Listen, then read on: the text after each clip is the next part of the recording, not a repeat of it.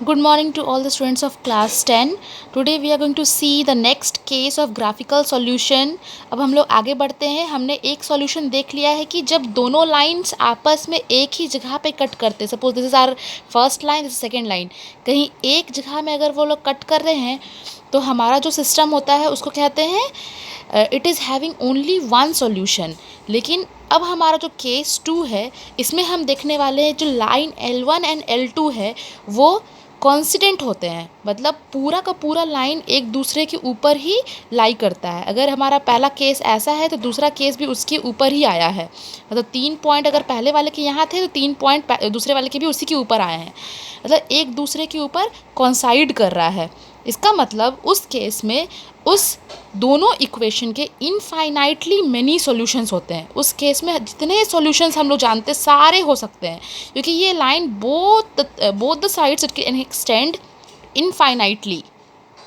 तो जहाँ जहाँ भी वो दोनों सेम टच कर रहा है इसका मतलब वो एक सॉल्यूशन है. तो इसका सॉल्यूशन इनफाइनाइटली मेनी सॉल्यूशन हो सकता है. एक क्वेश्चन से हम इसे समझेंगे और ज़्यादा क्लियर होगा. The question is show graphically that the system of equation this and this has infinitely many solution.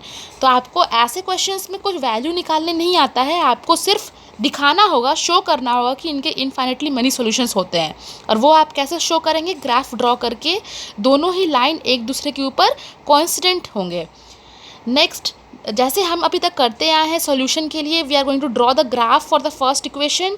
उसके लिए जैसे मैंने बताया है कि y को एक साइड रखते हैं, बाकी सारे डिजिट्स को उस तरफ कर देते हैं और माइनस साइन यहाँ पे है तो इस दोनों में नीचे अगर माइनस आता है तो माइनस को कॉमन आउट करते हैं और ऊपर नीचे कट करके हम लोग y का वैल्यू निकाल लेते हैं. अगर आपको यहाँ पे क्लियर नहीं है तो ये माइनस को मैंने ऊपर कर दिया है तो इससे वजह से आपका -2 -3x हो गया है. तो माइनस जब अंदर घुसा है ब्रैकेट में it becomes -2 and this minus minus becomes plus. तो y का एक वैल्यू मिल चुका है. अब हम क्या कर सकते हैं, करस्पॉन्डिंग x की कुछ कुछ हम लेते हैं और यहाँ पे आपको जैसे कि नीचे डिनोमिनेटर में कुछ भी वैल्यू नहीं है तो आप x की कोई भी वैल्यू चूज़ कर सकते हो. 1 0 -1 छोटी कोई वैल्यू चूज़ कर सकते हो जिससे कि y का भी वैल्यू कुछ छोटा ही मिल जाए. तो ऐसा हमने कर लिया है और हमारे पास टेबल तैयार है. अब उस टेबल की मदद से हम पहले वाले इक्वेशन का ग्राफ प्लॉट इजीली कर सकते हैं. नेक्स्ट इक्वेशन जो है हमारा वो भी कुछ वैसे ही हमने किया है. y को एक तरफ रखा है, बाकी सारे टर्म्स को उधर ले जाके y का एक सिंपल इक्वेशन तैयार कर लिया है. Now in this term you can see denominator था बट उसको मैंने सेपरेटली इसके साथ भी और सेपरेटली उसके साथ भी लेके अलग अलग कर लिया और वो कट होके यहाँ पे -2 बचा है, यहाँ पे 3x बचा है. सो हमने कट करके डिनोमिनेटर को वैल्यू निकाल लिया है. उसके करस्पॉन्डिंग आप लोग देख सकते हैं कि करस्पॉन्डिंग x के लिए y 3 वैल्यूज़ हमने निकाले हैं. And now again we have made a table. जैसे ही हमने टेबल बनाया और हमने पॉइंट्स को प्लॉट किया है, a b and c are for the first equation this one and p q r है आपका सेकेंड इक्वेशन दिस वन के लिए. अब हम लोग जब ग्राफ प्लॉट करते हैं so we will see in this graph. I have already plotted this one, आपके लिए मैंने प्लॉट करके रखा है. तो आप देख सकते हैं हमने ग्राफ में बहुत ज़्यादा कुछ दिखाया नहीं है. हम लोगों ने सिर्फ x एक्सिस y एक्सिस ये सब दिखाया है और आप कहीं कहीं पे देखोगे आपका एक्सिस जो रिप्रेजेंटेशन है वो x o x डैश ऐसे किया हुआ होगा. तो nothing that is nothing, that is simple x axis x o x dash. ये तीनों को साथ ले लिए हैं तो ऐसे रिप्रेजेंट किया गया है. Similarly y o y dash इस तरह से रिप्रेजेंट किया गया है. तब आपको क्या करना है, point a b and c आपको दिखाना है पहले ग्राफ के लिए और p Q एंड R आपको दिखाना है दूसरे ग्राफ के लिए. अब आप क्या देख सकते हैं, all the points are lying on the same line. तो आपको इससे क्या मालूम चल रहा है कि इसके इनफाइनाइटली मेनी सॉल्यूशंस है. अगर ग्राफ ऐसा आ गया जब दोनों के ही पॉइंट्स एक ही लाइन पे लाई करते हैं तो इसके लिए इनफाइनाइटली मेनी सॉल्यूशंस होता है. ऐसा दिखाने के बाद आप अपने वापस आंसर में लिखोगे thus we find that the two graph coincides. दोनों के दोनों आपस में एक ही दूसरे के ऊपर लाई कर रहे हैं. कॉन्साइड्स मतलब एक दूसरे से टकरा जाना. तो then hence the given system of equation has an infinite number of solutions. बहुत सारे solutions है. अब आपके लिए कुछ प्रैक्टिस क्वेश्चंस मैंने यहाँ पे दिए हुए हैं. आप इन 4 क्वेश्चंस को प्रैक्टिस कर सकते हैं. This is negative sign, please do not confuse both the sides. This is negative sign. तो आप पॉजिटिव इसलिए कर, दोनों को अगर पॉजिटिव लोगे तो भी आंसर सही आएगा. तो आपको चेक करना है कि ये हो रहा है कि नहीं हो रहा है infinitely many solution and you have to show graphically, मतलब आपको कोई सॉल्यूशन नहीं फाइंड आउट करना है, बस आपको ग्राफ बना के दिखाना है कि ये ग्राफिकली करेक्ट है कि नहीं करेक्ट है। नेक्स्ट केस हम लोग देखेंगे, that is third case, when the lines L1 and L2 are parallel. इसका मतलब क्या हुआ कि वो दोनों लाइन आपस में कहीं कॉन्साइड ही नहीं कर रहे हैं। अगर ये पहला इक्वेशन का ग्राफ है तो दूसरा इक्वेशन उसके पैरेलल जा रहा है, कहीं भी वो जाके कॉन्साइड नहीं करेगा। सो जब ऐसा केस होता है, जब वो लोग कहीं भी टकराते नहीं हैं, इसका नो सॉल्यूशन, मतलब कोई भी सॉल्यूशन पॉसिबल नहीं है दोनों के बीच में। ऐसे ग्राफ को हम लोगों ने सबसे स्टार्टिंग में पढ़ा था, inconsistent and consistent system of linear equation.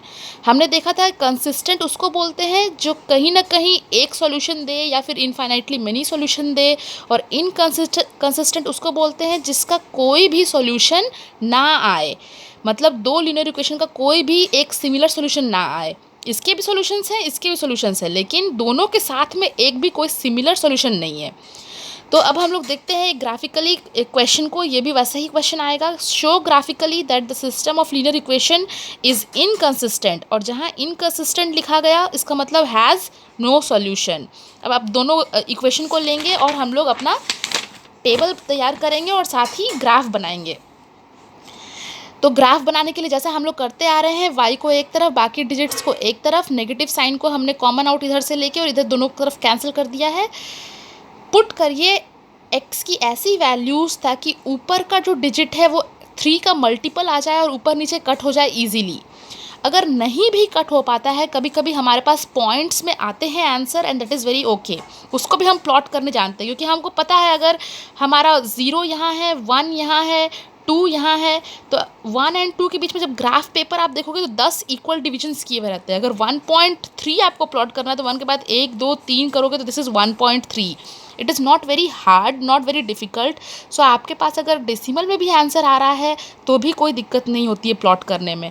तो अगर हम लोग बस ट्राई क्या करते हैं कि हम लोग ऐसे वैल्यू ले x के जो इजीली y का कोई होल नंबर का वैल्यू मिले, डेसिमल का वैल्यू ना मिले।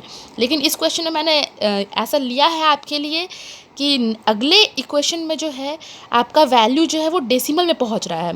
अब y का मैंने एक इक्वेशन बना दिया, अब x का वैल्यू हम कुछ भी पुट करते हैं उसमें तो आपको देख रहे हो यहाँ -9/6 आ रहा है, -3/2 आ रहा है, that is in decimal 1/1.5।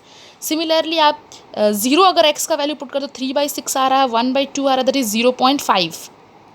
y की वैल्यू अगर 3 पुट करते हैं x की वैल्यू तो भी आपको 2.5 वैल्यू मिल रही है। तो इसको भी रिप्रेजेंट करना कोई बहुत बड़ा डिफ़िकल्ट काम नहीं है। So this can also be represented very easily on the graph sheet. So वो मैं आपको ग्राफ शीट में आप दिखा रही हूँ उसका representation. We have the points A, B and C for the first graph, P, Q and R for the second graph. So we will see here, जब हमने देखा पहला ग्राफ के लिए, पहला इक्वेशन के लिए हमारे पास पॉइंट A आया है, B आया है एंड C आया है, और हमारे दूसरे इक्वेशन के लिए we are having the point P, Q and R। P है, Q है एंड R है। सो आप देख सकते हैं इसका रिप्रेजेंटेशन बहुत ही सिंपल है। -3 था और 1.5 था, तो 1.5 यहाँ मिल रहा है बीचों बीच, -1 और -2 के बीच में, दिस इज़ -3 एंड -1.5। तो कोई दिक्कत नहीं हुआ डेसिमल पॉइंट को रिप्रेजेंट करने में।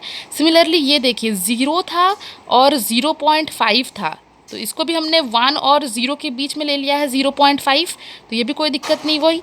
ये भी आपका देख सकते हैं 3 था और 2.5 था, 2 और 3 के बीच में आया है 2.5। 2.6 भी होता तो यहाँ पे होता इसके जस्ट बगल में एक बॉक्स में। सो जब भी आप ऐसा ड्रॉ कर दोगे तो आप अपने इक्वेशन को यहाँ मेंशन कर सकते हो कि इस इक्वेशन के लिए ये वाली ग्राफ है और इस इक्वेशन के लिए दूसरी वाली ग्राफ है। तो इस ग्राफ से हमें शो हो रहा है कि दोनों के दोनों लाइन ही कैसे हैं, आपस में पैरेलल है।